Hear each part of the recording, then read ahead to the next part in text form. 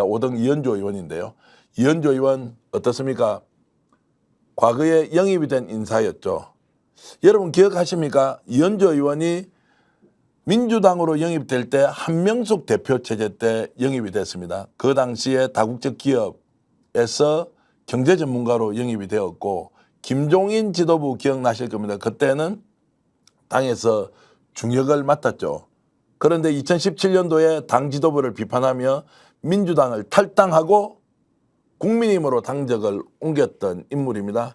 당 내에서는 엄청나게 비판을 했죠. 경제 전문가라고 해서 민주당이 외연을 확장하기 위해서 이현주 의원을 영입했는데 국회의원 광명에서 2번 해먹고 나서 그냥 국민의힘으로 가버렸다. 배신자다. 이런 이야기까지 하면서 엄청나게 비판을 했습니다. 그리고 마지막에는 부산에서 지역위원장을 하면서 국민의힘 후보로 국회의원 출마까지 준비하고 있었는데 지난 총선에서 저는 신의 한 수 깜짝 놀랐다. 뭐냐? 이현주 의원을 이재명 당대표가 영입을 하려고 한다. 그래서 어땠습니까? 당 내에서는 국회의원들이 직접 나와서 이현주 과거의 일을 사과하지 않으면 민주당 절대 영입하면 안 된다. 이 사람은 민주당을 오히려 배신한 사람이니까 영입이 오히려 총선에 악재가 될 것이고 절대로 받아서는 안 된다는 사람이 연판장을 돌리기 직전까지 갔습니다. 이재명 당대표 그럼에도 불구하고 이현주 의원을 영입했습니다. 여러분께 최초 공개하는 내용 제가 하나 말씀드리겠습니다. 이현주 의원이 그렇게 어렵게 당대표를 만나서 영입하겠다고 발표를 했는데 많은 민주당 국회의원 특히 특정 계파의 국회의원들이 이현주를 영입하면 안 된다고 비판을 했을 때 저에게 어떻게 해야 되는지 상의를 했습니다. 제가 이런 말씀을 드렸죠.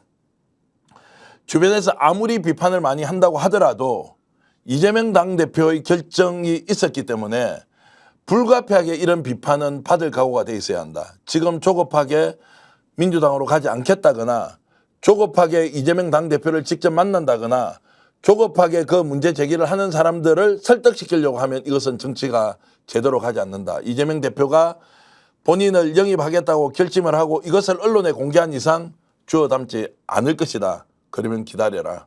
기다리면 때가 올 것이고 그 때가 오지 않으면 정치 못하는 것이지만 지금 어떤 식으로든 움직이는 것은 결과적으로 패착이 될 가능성이 있기 때문에 괴롭고 힘들고 남들로부터 오해를 받지만 계속 기다려라 라고 제가 조언을 해줬던 적이 있습니다. 아니나 다를까 그로부터 한 일주일 뒤에 그런 논쟁은 사라지고 영입이 되었습니다.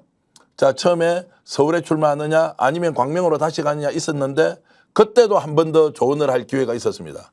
민주당에서 어느 지역구를 주더라도 그 지역에 가서 있는 그대로를 받아들이고 최선을 다해서 싸우는 것이 자, 다시 복당하는 사람의 도리다 라고 제가 얘기를 했던 적이 있고요. 이 내용을 여러분께 말씀을 드리면 이현주 의원이 이번에 출마할 때도 이재명 당대표와 상의를 했다라는 이야기를 제가 직접 들었고요. 지금 이제 끝난 이야기고 모든 사람이 아마 출마한 사람이 다 상의를 했겠죠. 그러나 이현주 의원은 본인이 윤석열 정부가 맞서 싸울 수 있는 인물로 확실하게 이재명 당대표가 생각했다고 판단했습니다.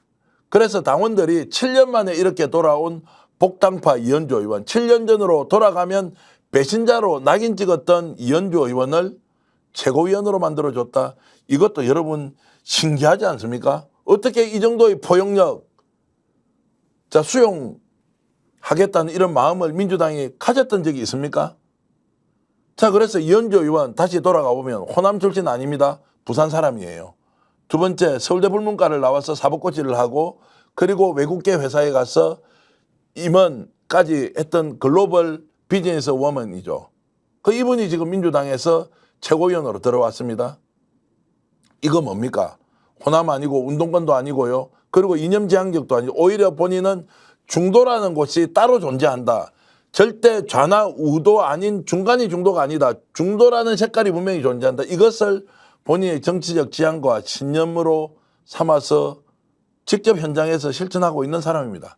이분을 이번에 민주당 당원들은 최고위원으로 당선시켰습니다. 놀랍지 않습니까?